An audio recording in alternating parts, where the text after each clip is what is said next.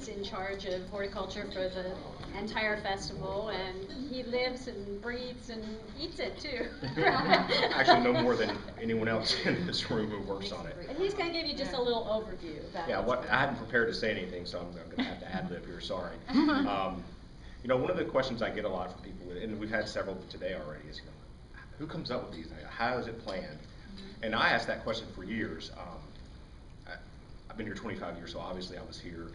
I think every one of us have been here for every single festival.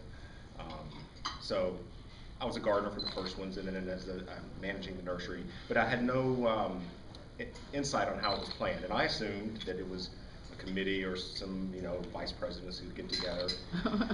It's really as casual as like 2 or 3 of us walking around Epcot having a margarita saying, well, what should we do next? You know, I was shocked when I found out. Wait, I want to come work on your team. That these ideas, not on work time, I should say. Oh. You know, I was shocked to find out that, like a lot of great things that happen at Disney, it's just the cast members who have a lot of experience throwing ideas out there, using ourselves as a filter, and we come up with the idea. Heather and I were just explaining. So how did we decide to use Fantasia this year? I'd like to tell you that we did extensive research for the guest surveys and all that, but that's not what happened. We did, if you remember, we did Toy Story last year, so we'd already decided we wanted to go traditional, a more traditional set. And that limits, you know, what's more traditional than Mickey? So we were in Heather's office, and I can't remember who first brought up Fantasia. It doesn't really matter, but I said, yeah, but he's so short. You know, now we like to have that big bed in the front. So Heather says, what was it? We need something swirly. Probably just like that. Hey, how many of y'all have been coming to festivals for like 11, 12 years? Do y'all remember when we had the film strip up front and Steamboat Willie on top of that film strip? Sorcerer Mickey's on that same base. Because it's squirrel, so the minute she said swirly, we actually got in the Pargo immediately, drove out to a boneyard, looked at it, and said, that'll work. That's how we decided to use Sorcerer Mickey. And, you know, and then of course we had to take it to our leaders and Epcot leadership and run it by our friends in marketing, and everyone thought it was a good idea. So it really is, and that's one of the things that makes me most proud of the festival. It really is. Then Renee had to figure out how to get it on top. Yeah, right. Took a little bit of modifications. But most of the ideas come about just like that. It's cast members who have a lot of experience saying, and we know what'll work, we know what won't work, although we oftentimes do things that we say won't work and they do. So you know, that's a big part of it. And it's not just the horticulture part. For instance, Debbie's talks. Who comes up with all those talks? Debbie. You know, so when you it was almost scary when I found out how all these ideas come. I was like, oh my goodness, we got to do this every year. And on that note, we're meeting, I think, 2 weeks from now to do a brainstorming for the 2012 festival. Yes, sir. I don't want to put you on the spot, but I'm intrigued by some of the challenges that you have to overcome. What was one of the more interesting challenges that you've had to overcome, like a change in the weather or a crop failure or something like that you've had to deal with? The biggest challenge we deal with, there's 2 challenges that I think are every single year we deal with. And they're probably the largest challenges we have. One, and this has been a challenge for 19 years, how do you take a park that's always a beautiful landscape environment and do enough to it that you can actually tell your guests this is now a flower and garden festival? Because, you know, you could make the claim that it's a flower and garden festival every day at Epcot. There's always thousands of bedding plants. So that's a huge challenge. You know, you have to have enough content that compel the guests. The other thing is how you can make it better than last year. You know, if you've done 3, it's not hard to be better. When you've got 19, you know, you have to keep working.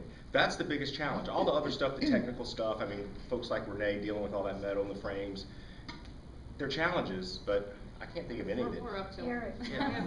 how about the Sunday phone call? 2 years ago? Mm-hmm. Yeah, you remember the cold year 2 years ago? Yeah, I think so. Now, during that year, media was always asking me, what do you do about the cold? It's no big deal. Because if you're prepared for cold one night, you're prepared for cold 20 nights. We have greenhouses. However, it wasn't us who dropped the ball. We have a grower who grows all of our bedding plants is in West Orange County. Saturday night, because you called me on Sunday, right? Called you Sunday morning. She works Sunday through Thursday. I work Tuesday through Saturday. He had taken the plants out on carts left them outside getting to load on the truck the next day. And they lost it. 57,000. Yeah, 57,000. That was a challenge. But you know what, how you insert, you just buy a bunch of new bedding plants. But that means Heather had to sit down and totally redesign what plants go where in the festival blooms around the lakes, because we couldn't get the exact replacements. They're all full. Yeah, that was, I don't like phone calls from Heather. And they were to be delivered on like Monday. They call it Sunday. So it wasn't like we had 2 weeks to solve the problem. No wonder you don't have a cell phone. They know my home number. Actually, I do have a BlackBerry, so they Just can kidding. look at that. But this year, It's been a pretty good year. yeah, this year was we talked about last year, that would be a whole other story, but, so anyway, and I'll talk a little bit about how we actually install the festival. You know, when we first started Flower and Garden Festival, the reason it was a compelling event for Disney was that it takes an existing resource. We didn't have to invent a new horticulture department. We were already here. So basically, it's taking existing resources, working them a little bit harder in a little bit different way to put the festival in.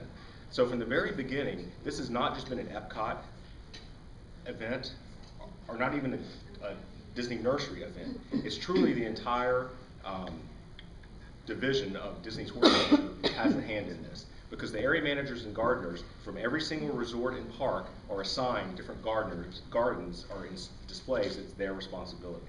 So I know last week I saw Fergus Coakley, who's an area manager at Animal Kingdom. He was over here with his team putting in Put in Lightning and Mater. yeah, at Japan's where I saw him putting in those. So you know, that's how we were able to use all of our resources and get it done. Another thing that helped us tremendously is our partners, participants. If you look on the back of the festival guide, I believe there's 5 landscape companies, 4 local, one national, and you know, they actually help us do the install. We don't probably talk about enough how important these different participants are for us in the garden. Obviously HGTV, it's obvious what they give us, you know, the talent, the exposure, et cetera, et cetera. The ones that aren't so obvious to the guests are the construction companies, because you don't see them. You know, they're here at night, they're installing, they have a sign, and that's it. But they're critical for our success. All of our play structures, I mean, we have a lot of play structures in our gardens this year if you haven't seen them. 3 areas of them, one of them, the biggest we've ever done, that's landscape structures. They provide us really some of those innovative play structures you can get, and we put it in the festival. So that really helps us get the festival done. And also, by doing it that way, rather than just going out and buying it, it ensures that we're always having the brand new cutting edge. Almost every year with our play structures, we're the first place in the country to have that, because they found that this is a good place to roll out their new product line. So it's not just a matter of saving resources, it allows us to give our guests the best that's available. Were there any other questions? What would you say is the biggest crowd pleaser year over Topiary. year? What's that? Topiary. Topiary? Yeah, we know that for a fact. But the second biggest surprise is color, just all the bedding plant color. If you think about it, I mean, I don't know if any of y'all, I don't think most of y'all are garden riders, most of y'all are Disney riders, but hopefully you're all garden fans. Where else in the Southeast can you go this time of year and see that many bedding plants? There's places in California you could go. I can't think of anywhere. Heather, can you? No, not unless you went to a pack trial or something. Yeah. I think the color at FNGLA is my favorite though, Yeah. that display. In my opinion, 2 of the gardens in this year's festival are the best storytelling gardens we've ever done. And realize we're Disney, we're Walt Disney World, we tell stories. And that's not just the attractions, and that's not just the animated features. We try to tell stories with horticulture with our gardens. And some years we do better than others. I think this year on 2 of our gardens we've done the best we've ever done. And that's the backyard play garden, which is back by Morocco and France. The whole idea of that garden is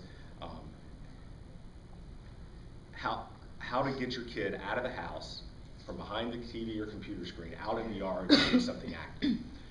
And having God kids and knowing you know, there's a real reluctance to do what happened to us, was just kick you out and go make your own.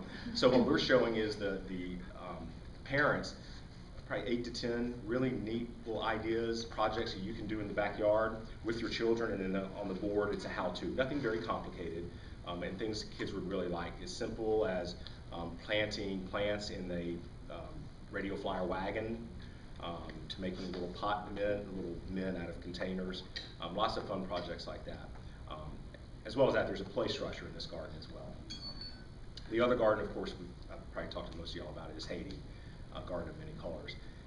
That may be my favorite garden we've done since I've been in this role. First of all, it's the first garden we've ever done that's open until park close. It's lit. We've never had that before. It's the first garden that we've done that has integrated beverage. We've put down before beverage stations, but never before has it been integrated with the garden. And by integrated, I mean the story that we're telling in this garden is talking about Haitian coffee and Haitian rum, which, if you don't know, is made from sugar cane. So it's a natural for a flower and garden festival. What's being sold at this beverage station? Rum drinks and coffee. So, you know, that ties that all in with the garden. We also have integrated merchandise. You can go buy products made in Haiti. Some really neat, I mean, it really exceeded my expectations when I saw. I knew it was coming. But, you know, the bent metal and the sculpture made out of, it's probably made out of scrap and then painted. It really is pretty stuff. So those two gardens, I think we do the best we've ever done at having a beautiful garden. I mean, you could walk through that garden and not know there's a story going on at all and still think it's a beautiful garden.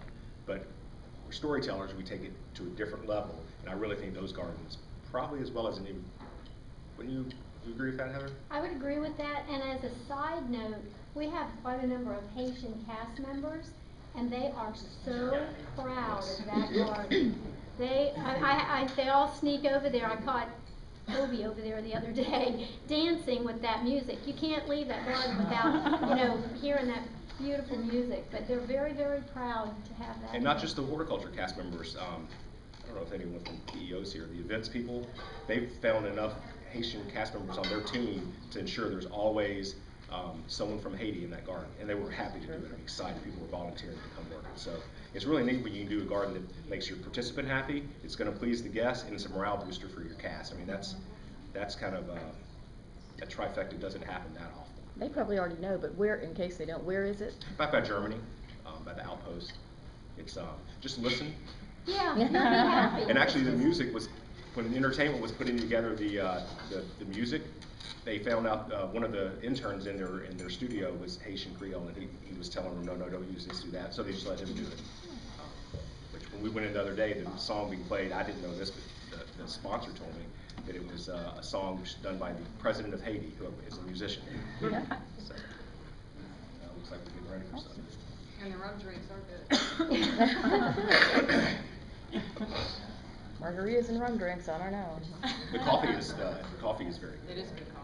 For those of us who And are if the fruit is still there, we managed to procure a cocoa tree that has a cocoa fruit on it, and it looks kind of like a little small avocado-shaped fruit right smack on the trunk.